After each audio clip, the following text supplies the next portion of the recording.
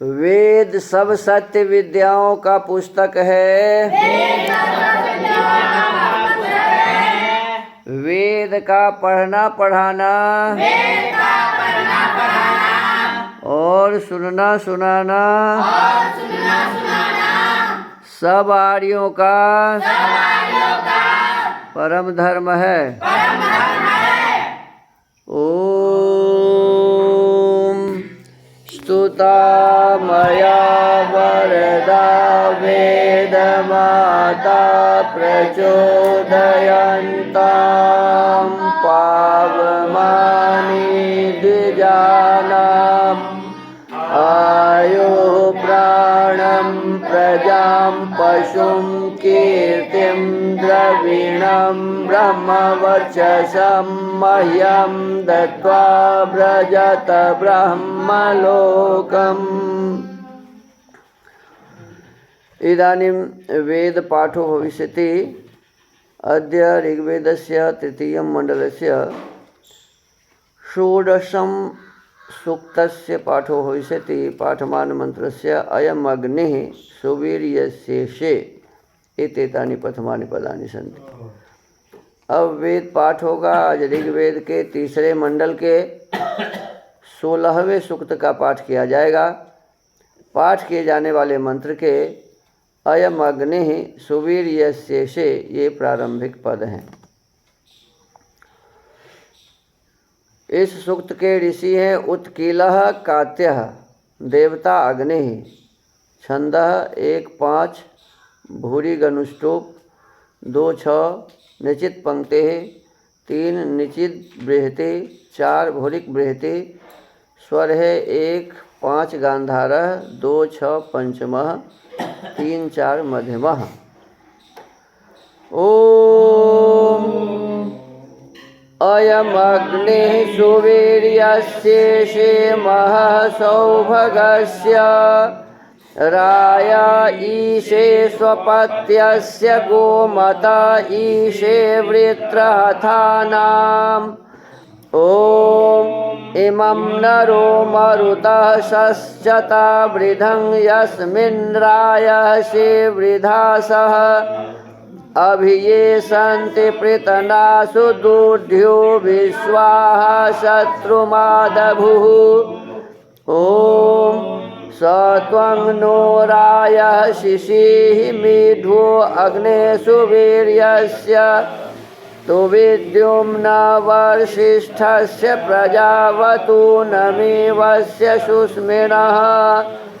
ॐ चक्रिर्यो विश्वाभुवनाभिशासहिश्चक्रिर्देवेष्वादुवः आदेवेषु यतत आसु वीर्य आशंस उत नृणाम्।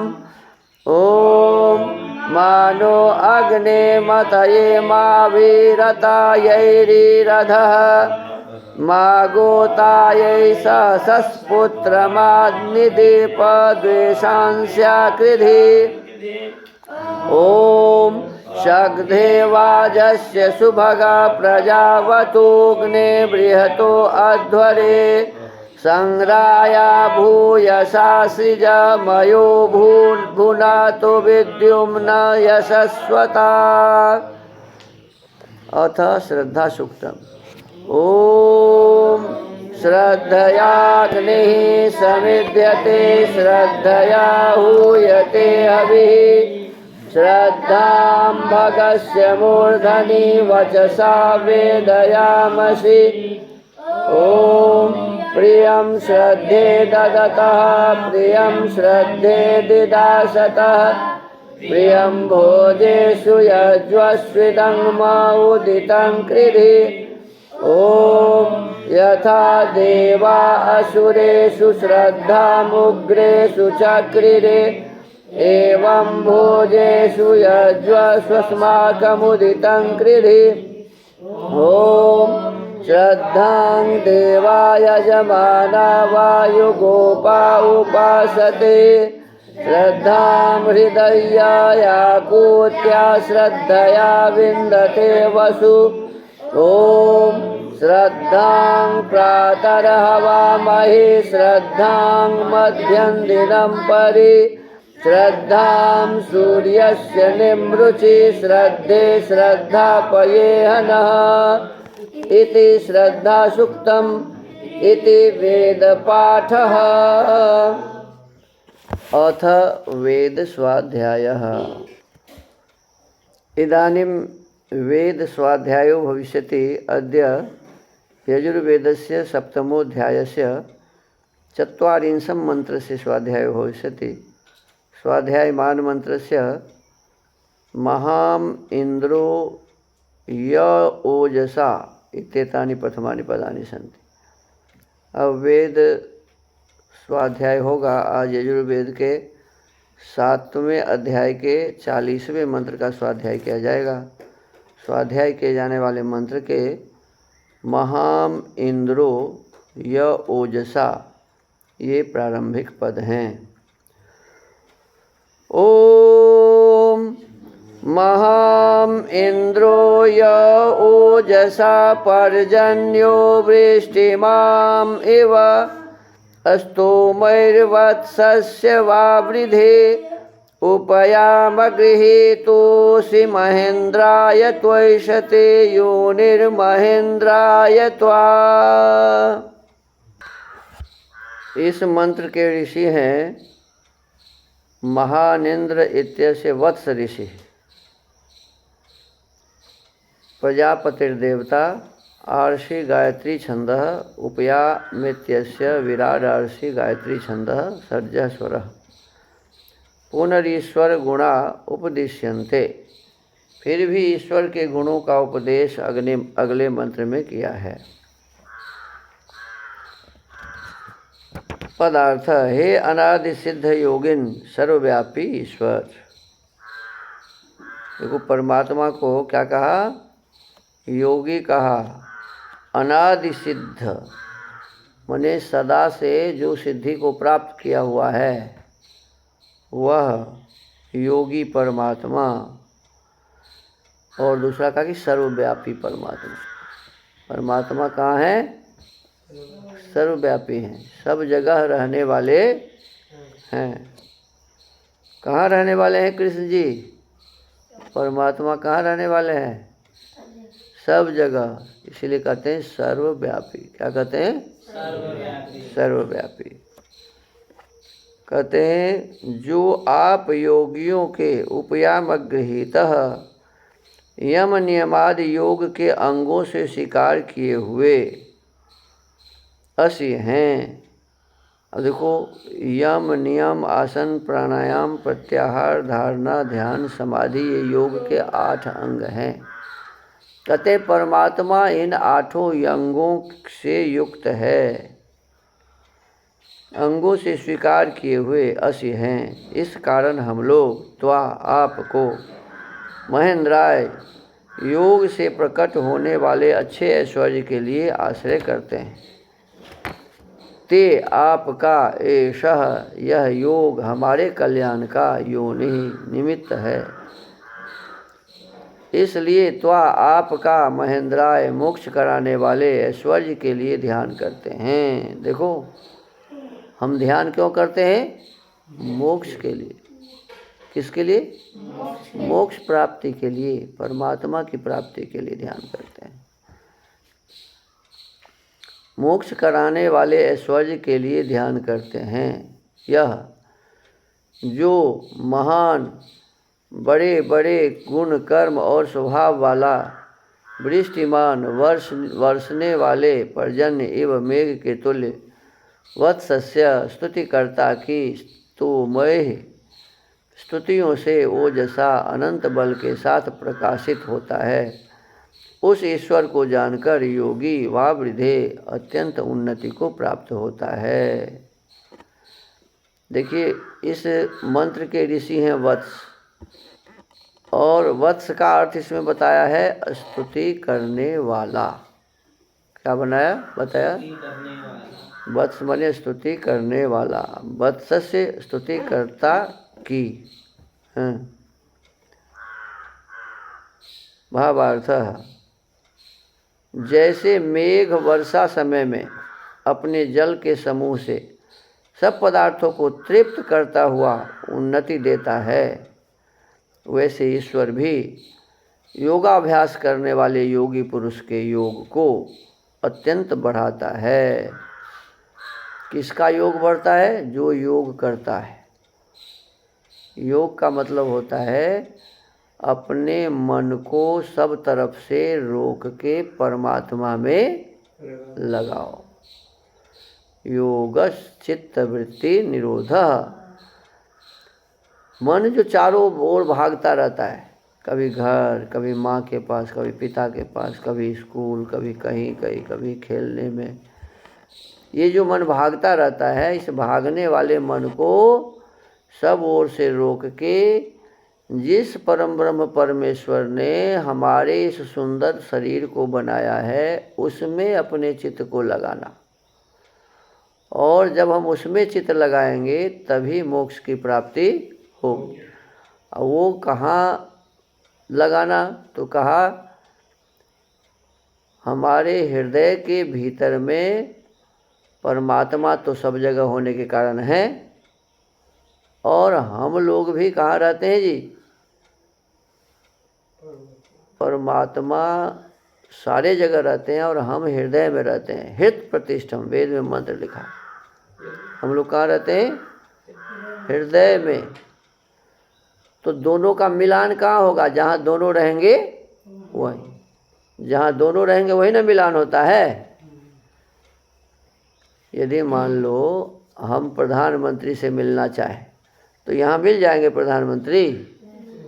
प्रधानमंत्री से मिलने के लिए दिल्ली जाना पड़ेगा, या आज प्रधानमंत्री आ रहे हैं मोतिहारी, तो मोतिहारी जाइए, वहाँ के अधिकारियों से आदेश लीजिए, मंच पर बैठिए उनके साथ, तो मिल जाएंगे आज भी।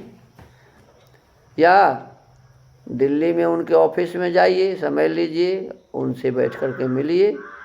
लेकिन यहाँ हम चाहे प्रधानमंत्री मिल जाए तो मिलेंगे क्या? क्या जी? नहीं मिलेंगे।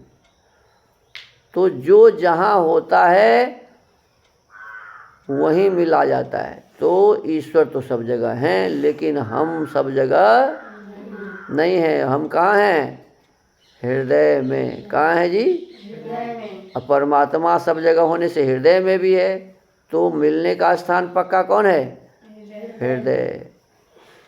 हित प्रतिष्ठम यद जिरम जविष्ठम तन्मे मनः शिव संकल्पमस्तु। देखो ये कहा है हृदय, हित प्रतिष्ठम किसके लिए? मन के लिए कहा। किसके लिए कहा? अब मन होता है आत्मा के साथ। मन किसके साथ होता है? बिना आत्मा का मन नहीं रह सकेगा। तो मन होता है आत्मा के साथ। तो इसका मतलब हुआ कि आत्मा के साथ मन हृदय में है, तो आत्मा भी मन में हुआ, परमात्मा सब जगह होने से हृदय में हुआ। तो मिलान कहाँ होगा हम लोगों का? हृदय में, आत्मा के भीतर। क्योंकि परमात्मा आत्मा के भीतर भी, परमात्मा आत्मा के भीतर भी है। तो हृदय में, आत्मा में ही परमात्मा का दर्शन होगा। और किसको होगा? जो योग साधना करेंगे। और जो योग साधना करके अपने चित्त को सब ओर से मोड़कर अपने हृदय मंदिर में लगा लेगा, सब प्रकार से अपने मन को शुद्ध बना लेगा, पवित्र बना लेगा, उसे परमात्मा मिलेंगे। और इसी के लिए योग किया जाता है। यम में क्या है? अहिंसा, किसी को दुख नहीं दो, सत्य बोलो, चोरी नहीं करो, ब्रह्मचर्य का पालन करो, और धन के पीछे पागल मत हो, और परिग्रह का पालन करो। जो जरूरी है जितना, बस उसके लिए परिश्रम करो। उससे अधिक परिश्रम करने की आवश्यकता नहीं है। उससे अधिक मोक्ष के लिए करो, जो उससे भी बड़ी चीज़ है, बढ़िया चीज़ है ये।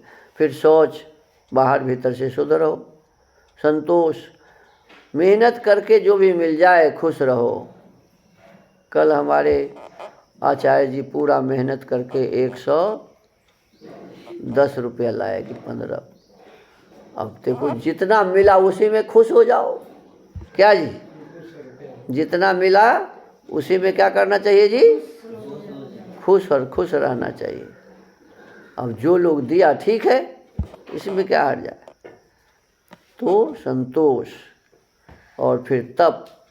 हम जितने भी काम कर रहे हैं अच्छा काम, उसमें कठिनाई होती है, मेहनत होता है, परिश्रम होता है। उसमें जो परेशानी होती है उस परेशानी को प्रसन्नता के साथ सहन करो। ये क्या है? तप। अब प्रातःकाल शरीर को ठीक करने के लिए व्यायाम करते हैं, दौड़ते हैं, तो उसमें कठिनाई होती है ना। लेकिन रो रो करके यदि मान लो उसको सहो तो कोई लाभ होने वाला नहीं है। बस मैं अपने शरीर को ठीक करने के लिए दौड़ रहा हूँ, मैं अपने शरीर को बढ़िया बनाने के लिए व्यायाम कर रहा हूँ, ये भाव आपके भीतर में होने चाहिए। तो ये तप है, सहन करना। और शौच, संतोष, तप, स्वाध्याय, वेद और वेदानुकूल ग्रंथों का स्वाध्याय। अपने आत्मा का भी स्वाध्याय, मैं क्या क्या कर किया पूरे दिन में, उसको देखो, ये भी स्वाध्याय है। अध्ययन अपने आप का करो, मैं कैसा हूँ, अच्छा हूँ, बुरा हूँ, क्या क्या बुराई है मुझ में, ये जब देखते हैं तो ये भी स्वाध्याय है। और बुराई को हटाइए, अच्छाई को बढ़ाइए, ये स्वाध्याय का फल है। तो शौच, संतोष, तप, स्वाध्याय और ईश्वर प्रणिधान। ईश्वर प्रणिधान का मतलब होता है संसार को बनाने वाला, हमारे इस शरीर को बनाने वाला, इस शरीर में हमें जोड़ने वाला और एक दिन इस शरीर से हमें हटाने वाला कोई परम सत्ता है और उसी को ईश्वर कहते हैं। उस ईश्वर ने हमारे लिए ही ये सब कुछ बनाया है। और परमात्मा का बनाया हुआ चीज़ किसका है जी? परमात्मा। परमात्मा का बनाया हुआ चीज़ किसका होगा? परमात्मा का होगा। परमात्मा ने शरीर बनाया है, संसार बनाया है, अन्न, जल, फल, फूल, औषधि, वनस्पति, सूर्य, चंद्र आदि सब कुछ तो उसी ने बनाया है। तो ये सब कुछ किसका है? ईश्वर का है। तो जो कुछ भी है सब प्रभु का है। प्रभु तेरा तुझको सौंप दूं, क्या लागत है मोर।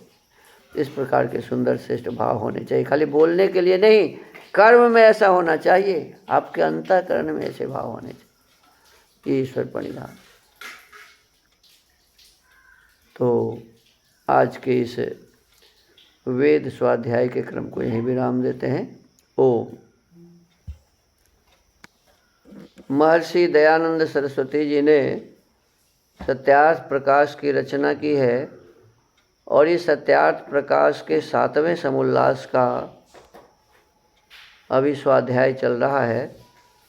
पिछले दिनों ऋग्वेद के मंत्रों पर विचार किए थे, आज भी ऋग्वेद का ही मंत्र है। कल था ऋग्वेद मंडल 7 मंडल 10 सूक्त 48 मंत्र 1 और आज है ऋग्वेद मंडल 10 सूक्त 48 मंत्र 5, उसी सूक्त का 5वां। ओम अहमिंद्रो न पराजिज्ञ इद्धनं न मृत्यवे पतस्थे कदाचन सोममिन्मा सुन्वन्तो याचता वसु न मे पूरवः सख्येडिशाथन।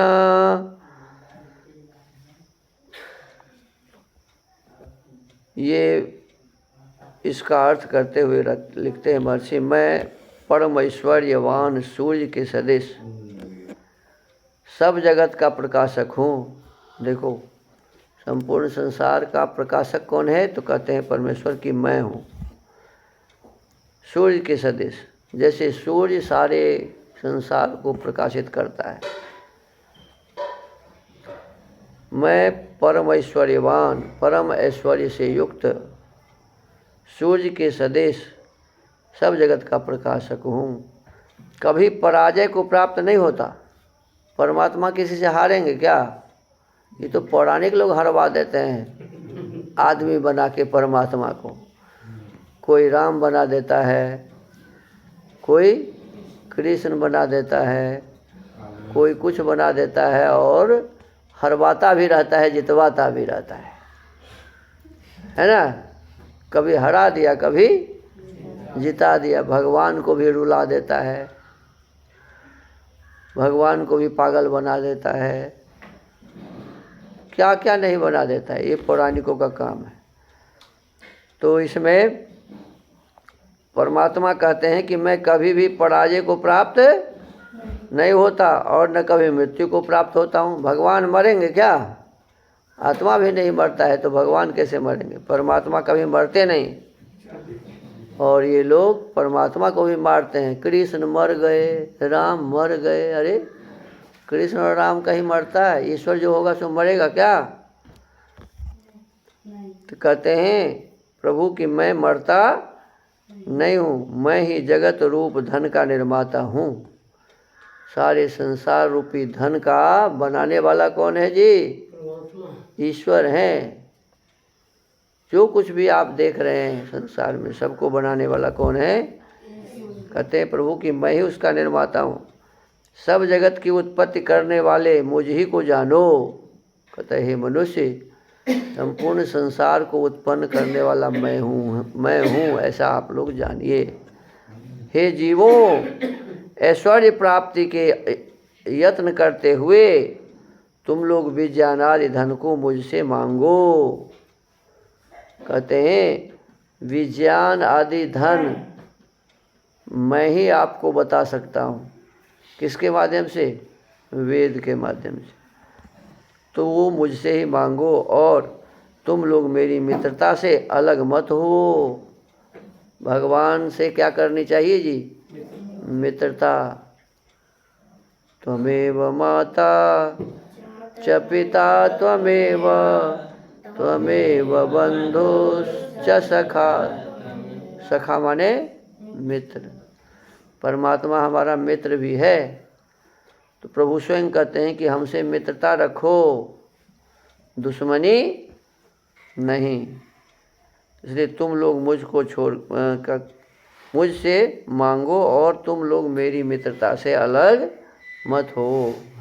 परमात्मा के जो सानिध्य प्राप्त कर लेता है उसे संसार में किसी चीज़ की कोई कमी नहीं रहती। एक बार एक राजा जंगल में भटक गए। अब जब भटक गए तो रात हो गया। देखा कि कहीं दीपक जल रहा है। खोज दीपक का ध्यान करते करते पहुंच गया। कहाँ पहुंच गया?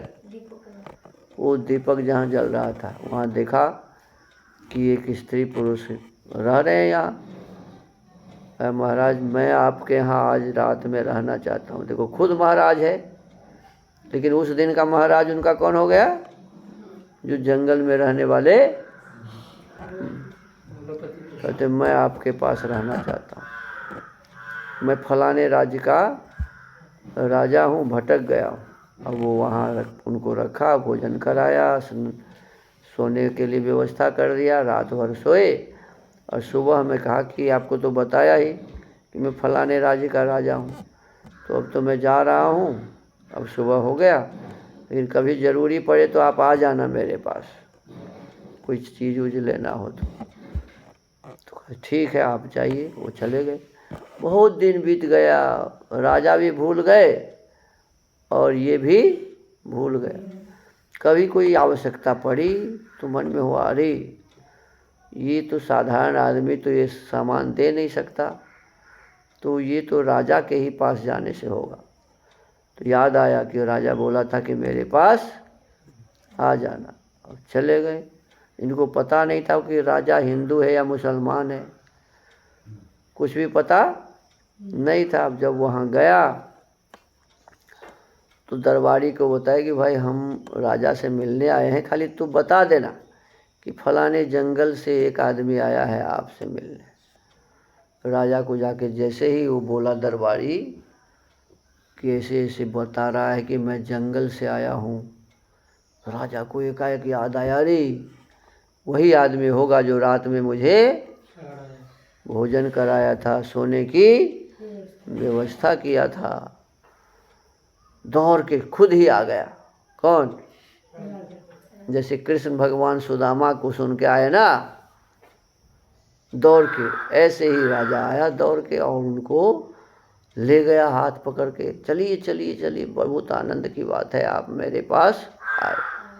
संयोग से शाम हो रहा था, तो कहा आप बैठिए, मेरे कमरे में बैठिए। अपने कमरे में बैठा दिया और वो लगा नमाज पढ़ने। क्या करने लगा? कभी ऐसे करता था, कभी नीचे झुकता था, कभी बैठता था, कभी उठता था। अब ये देखा ना, तो इससे पहले ये देखा ही नहीं था कि ये क्या होता है। तो जब वो कर लिया ना, तब पूछा, महाराज ये क्या कर रहे थे आप? तो कह रही, हम लोग मुसलमान हैं और मुसलमान के लिए 5 समय नमाज पढ़ना जरूरी होता है। तो अभी हम नमाज अदा कर रहे थे, परमात्मा से प्रार्थना कर रहे थे। ऐसे ऐसे भी किया जाता है उसमें ना, घुटना टेक करके और ऐसे किया जाता है हाथ। हाँ, परमात्मा से मांगते। तो ये क्या कर रहे थे? तो कहते परमात्मा से, अल्लाह से मांग रहे थे। क्या कहा? मांग रहे थे। अब रात भर किसी प्रकार वो रुक गया। रात में कहाँ जाता? सवेर हुआ तो कहा कि महाराज हम चलते हैं। अरे अब क्यों आए सो तो बताए नहीं कि महाराज जिस काम के लिए आए थे वो मेरा काम हो गया। हाँ, मैं जिस काम के लिए आया था वो मेरा काम हो गया। कैसे हो गया आपका काम? महाराज जब आप राजा हैं और आप भी मांगते हैं, आप क्या करते हैं? मांगते हैं। तो जिससे आप मांगते हैं उसी से मैं भी मांग लूँगा। अब आपसे मांगने की आवश्यकता नहीं है। तो यही बात इसमें बताया कि जो परम ब्रह्म परमेश्वर से मांगता है सच्चे दिलों से, शुद्ध अंतःकरण से, तो वेद में लिखा है ना, जिस जिस पदार्थ की कामना वाले होकर हम आपका आश्रय लेवें और वांछा करें, वह कामना हमारी सिद्ध होवे। जब हम जिस जिस पदार्थ की कामना लेकर परमात्मा के पास जाएंगे तो वो परमात्मा हमारी उन कामनाओं को सिद्ध कर देंगे। तो इसलिए हमें सच्चे हृदय से प्रभु से ही मांगना चाहिए। इसीलिए उसी से मित्रता करो। समझ रहे हैं जी? आयुष जी, किससे मांगना चाहिए? परमेश्वर से मांगना चाहिए। किससे मांगना चाहिए जी? परमात्मा से मांगना चाहिए, ईश्वर से मांगना चाहिए। और इधर उधर के लोगों से मांगने से कुछ लाभ नहीं होने वाला है। तो आज के इस सत्यार्थ प्रकाश के स्वाध्याय को यहीं विराम देते हैं। ओम। महर्षि वाल्मीकि जी ने रामायण की रचना की है और इस वाल्मीकि रामायण के अयोध्या कांड का हम सभी स्वाध्याय कर रहे हैं। और अयोध्या कांड में आज 17 सर्गः 17वें सर्ग का स्वाध्याय होगा। पिछले दिनों सुमंत्र जी के साथ भगवान राम और भाई लक्ष्मण दोनों पिताजी से मिलने के लिए चल देते हैं। रास्ते में बहुत ही सुंदर बगीचा लगा हुआ है, बहुत ही सुंदर व्यवस्था की हुई है। लोग बहुत सारे इकट्ठा हुए हैं, उनके आगे पीछे सारे लोग चल रहे हैं, क्योंकि आज भगवान राम का क्या होना है? राज्याभिषेक होना है।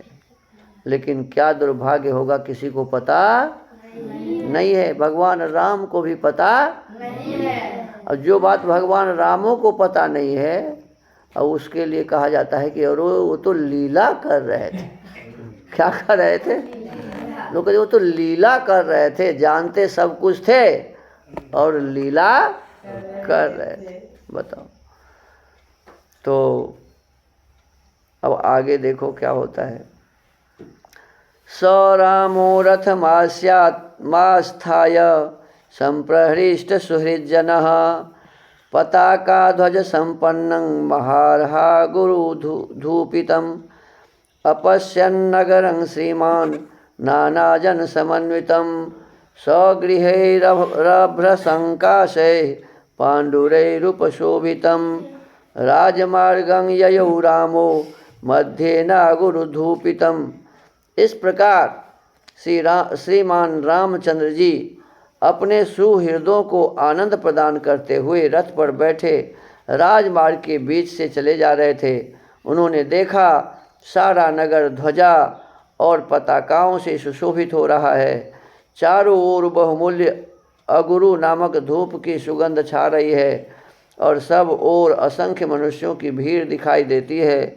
वह राजमार्ग श्वेत बादलों के समान उज्ज्वल भव्य भवनों से सुशोभित तथा अगुरु की सुगंध से व्याप्त हो रहा है।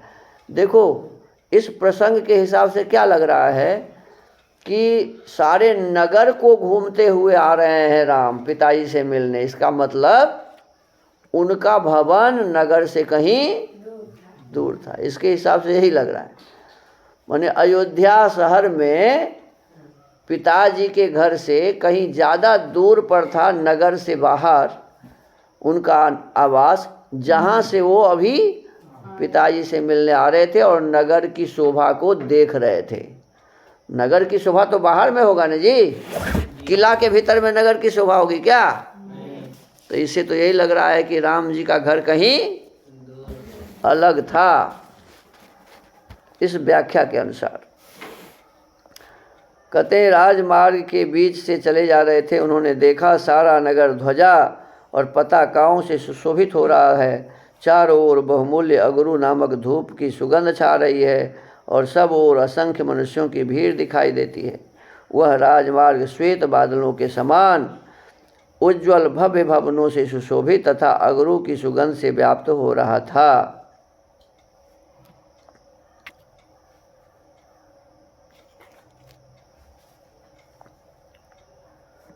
चंदनानां च मुख्यानां मगुरूणां च संचयैः उत्तमानां च गन्धानां क्षोमकौशाम्बरस्य च अविद्धाभिश्च मुक्ताभिरुत्तमैः स्फाटिकैरपि शोभमानमसंबाधं तं राजपथमुत्तमं संवृतं विविधैः पुष्पैर्भक्षैरुच्चावचैरपि ददर्श तं राजपथं दिवि देवपतिर्यथा दध्यक्षतः विरलाजैर्धूपैर्गुरुचन्दनैः नानामाल्योपगन्धैश्च सदाभ्यर्चित चत्वरम्। अच्छी श्रेणी के चंदनों, अगुरु नामक धूपों, उत्तम गंध द्रव्यों, अलसी या सन आदि के रेशों से बने हुए कपड़ों तथा रेशमी वस्त्रों के ढेर, अनबिंधे मोती और उत्तमोत्तम स्फटिक रत्न उस विस्तृत एवं उत्तम राजमार्ग की शोभा बढ़ा रहे थे। और ये सब कपड़ा वहाँ रखा हुआ था। वह नाना प्रकार के पुष्पों तथा भांति भांति के भक्ष्य पदार्थों से भरा हुआ था। उसके चौराहों की दही, अक्षत, हविष्य, लावा, धूप, अगर, चंदन, नाना प्रकार के पुष्पहार और गंध द्रव्यों से सदा पूजा की जाती थी। स्वर्गलोक में बैठे हुए देवराज इंद्र की भांति रथारूढ़ श्री राम ने उस राजमार्ग को देखा।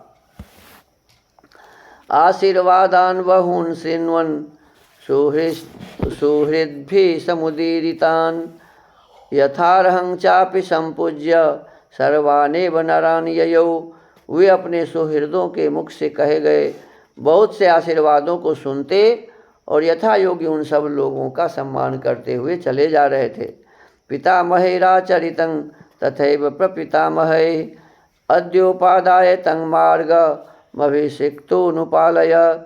उनके हितैषी सुहृद कहते थे, रघुनंदन, तुम्हारे पितामह और प्रपितामह, दादे और परदादे जिस पर चलते आए हैं, आज उसी मार्ग को ग्रहण करके युवराज पद पर अभिषिक्त हो आप हम सब लोगों का निरंतर पालन करें। यथा स्म पोषिताः पित्रा यथा सर्वैः पितामहैः ततः सुखतरं सर्वे रामे वत्स्याम राजनी।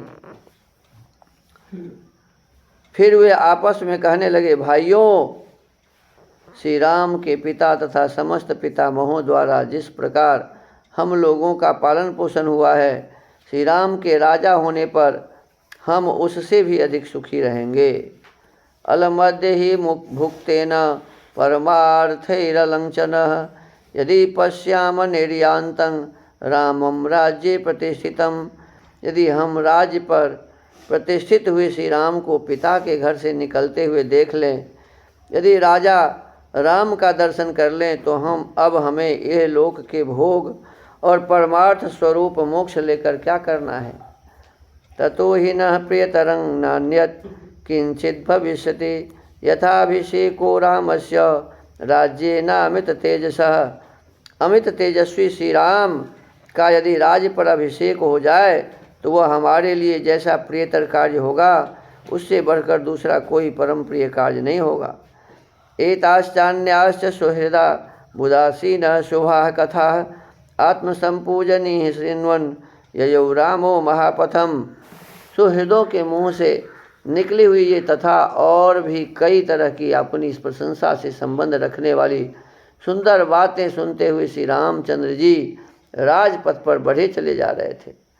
न ही तस्मान् मनः कश्चित् चक्षुषी वा नरोत्तमात् नरः शक्नोत्य पाकृष्टु मतिक्रांति पि राघवे। जो श्री राम की ओर एक बार देख लेता वह उन्हें देखता ही रह जाता था। श्री रघुनाथ जी के दूर चले जाने पर भी कोई उन पुरुषोत्तम की ओर से अपना मन या दृष्टि नहीं हटा पाता था। यश्च रामं न पश्येत्तु यं च रामो न पश्यति निंदितः सर्वलोकेषु स्वात्माप्य न विगर्हते। उस समय जो श्री राम को नहीं देखता और जिसे श्री राम नहीं देख लेते थे वह समस्त लोकों में निंदित समझा जाता था तथा स्वयं उसकी अंतरात्मा भी उसे धिक्कारती थी। ये सब बनावटी बातें हैं। अब श्री राम को जो नहीं देखेगा या श्री राम जिसको नहीं देखेगा तो कहते हैं कि ये लोग क्या हो जाएंगे, समस्त लोगों में निंदित हो जाएंगे। वो तो काहे निंदित हो जाएंगे, ये सब बातें सब देखेगा कैसे? पूरा अयोध्या का लोग उस समय कैसे देखेंगे? जो सड़क पर होगा वही नहीं देखेगा, काम धंधा में लगा हुआ है। तो ये सब कुछ बनावटी बातें हैं, ऐसा नहीं होता है। सर्वेषु स हि धर्मात्मा वर्णानां कुरुते दयाम चतुर्णां हि वयस्थानां तेन ते तमनुव्रताः। धर्मात्मा श्री राम चारों वर्णों के सभी मनुष्यों पर उनकी अवस्था के अनुरूप दया करते थे, इसलिए वे सभी उनके भक्त थे। चतुष्पथान् देवपथांश्चैत्यांश्चायतनानि च प्रदक्षिणं परिहरज्जगाम निपते सुतः। राजकुमार श्री राम चौराहों, देव मार्गों, चैत्य वृक्षों तथा देव मंदिरों को अपने दाहिने छोड़ते हुए आगे बढ़ रहे थे। स्वराजकुलम आसाद्य मेघ संघूपमहि शुभे प्रासाद श्रृंगैर्विविधै कैलास शिखरोपमये आवारयद्भिर्गगनं विमानैरिव पाण्डुरैः वर्धमान गृहैश्चापि रत्नजाल परिष्कृतैः तत्पृथिव्यां गृहवरं महेंद्र सदनोपमं राजपुत्रः पितुर्वेश्म प्रविवेश श्रियाज्वलन। राजा दशरथ का भवन मेघ समूहों के समान शोभा पाने वाले, सुंदर अनेक रूप रंग वाले, कैलाश शिखर के समान उज्ज्वल, प्रासाद शिखरों अट्टालिकाओं से सुशोभित था। उसमें रत्नों की जाली से विभूषित तथा विमान आकार क्रीड़ा गृह भी बने हुए थे जो अपनी श्वेत आभा से प्रकाशित होते थे। वे अपनी ऊंचाई से आकाश को भी लांघते हुए से प्रतीत होते थे। ऐसे गृहों से युक्त वह श्रेष्ठ भवन इस भूतल पर इंद्र सदन के समान शोभा पाता था। उस राजभवन के पास पहुंचकर अपनी शोभा से प्रकाशित होने वाले राजकुमार श्री राम ने पिता के महल में प्रवेश किया। राम जी का भी महल ऐसा ही इंद्र के समान शोभा पा रहा था और दशरथ जी का भी महल इंद्र के समान, इंद्र के महल के समान शोभा पा रहा था। कोई किसी से कम थोड़े था, वहाँ कोई किसी से कम था क्या? तो पैसे की कोई कमी थी ही नहीं, राज दरबार ही था, तो महल अच्छा नहीं रहेगा तो खराब कहाँ होगा। देखो साधारण दरभंगा महाराज का अभी भी देखा महल, कैसा कैसा महल बनाया हुआ है, कितना आलीशान दिखने में आज भी लगता है। उसमें एक में विश्वविद्यालय, मिथिला विश्वविद्यालय चल रहा है, एक में संस्कृत कामेश्वर सिंह विश्वविद्यालय चल रहा है, और आप देखेंगे तो अजीब लगेगा, वो अभी भी देखने में इतना अच्छा है। तो राजा का ही घर है तो अच्छा तो रहेगा ही, तो इसीलिए बड़ाई कर रहे हैं उस अब उसमें प्रवेश कर गए। किसमें? जिसमें पिताजी कुछ विशेष परिस्थिति में हैं। महल में प्रवेश किया। सकक्षा धन्विर्गुप्तास तिश्रुतिक्रम्यवाजिभिः पदातिरपरे कक्षे द्वे जगाम नरोत्तमा। उन्होंने धनुर्धर वीरों द्वारा सुरक्षित महल की 3 ड्योढ़ियों को तो घोड़े जूते हुए रथ से ही पार किया। अब देखो, कहते हैं कि महल की 3 ड्योढ़ियों को तो घोड़े जूते हुए रथ से ही पार किया, माने उसमें भी ड्योढ़ी बना हुआ था। फिर 2 ड्योढ़ियों में वे पुरुषोत्तम राम पैदल ही गए, माने जहाँ दशरथ जी रहते थे वहाँ 5 ठो ड्योढ़ी बना हुआ था, तो 3 को तो रथ से पार किया और दो जो था उसको पैदल ही पार किया। स सर्वाः समतिक्रम्य कक्षा दशरथात्मजः संनिवर्त्य जनं सर्वं शुद्धान्तः पुरमत्यगात्। इस प्रकार सारी ड्योढ़ियों को पार करके दशरथ नंदन श्री राम साथ आए हुए सब लोगों को लौटाकर स्वयं अंतःपुर में गए। वहाँ पहुंचकर सबको कहा, भाई आप लोग अपना यहाँ रहो और मैं पिताजी से मिल के आता हूँ। पिताजी से मिलने के लिए ड्योढ़ी में अंतःपुर में घुस गए। तस्मिन् प्रविष्टे पितुरन्तिकं तदा जनः सर्वो मुदितो निपात्मजे प्रतीक्षते तस्य पुनः स्म निर्गमं यथोदयं चंद्रमसः सरित्पतिः। जब राजकुमार श्री राम पिता के पास जाने के लिए अंतःपुर में प्रविष्ट हुए, तब आनंद मग्न हुए सब लोग बाहर खड़े होकर उनके पुनः निकलने की प्रतीक्षा करने लगे। ठीक उसी तरह जैसे सरिताओं का स्वामी समुद्र चंद्रोदय की प्रतीक्षा करता रहता है। ये जिस दिन पूरा चंद्रमा होता है ना, तो समुद्र की लहर चंद्रमा की तरफ में ऐसे बढ़ती है और पूरा बाढ़ आ जाता है समुद्र में, ऊंचा लहर उठ जाता है, नदियों में पानी चला जाता है भीतर। उसी लहर में मेरे मामा जी दहा के मर गए थे, पुलिस थे, उसी में डूब गए। वहाँ हावड़ा में जो है ना हुगली नदी, उसमें भी समुद्र की पानी आ जाती है। उसी लहर में वो स्नान कर रहे थे, उसी में डूब के मर गए। तो कहते हैं कि जैसे चंद्रमा के चांदनी को पाने के लिए समुद्र का लहर ऊपर उठता है, ऐसे ही जितने लोग थे सब जल्दी कब राम आएंगे और कब उनका दर्शन नहीं, अभिषेक होगा। अब तो अभिषेक ही बाकी था ना, सुबह सुबह ही तो करना था। अब पिताजी के पास पहुंच गए हैं उस अंतःपुर में। अब कल मुलाकात होगी पिता से। तो आज के इस वाल्मीकि रामायण के स्वाध्याय के क्रम को यहीं विराम देते हैं। ओम।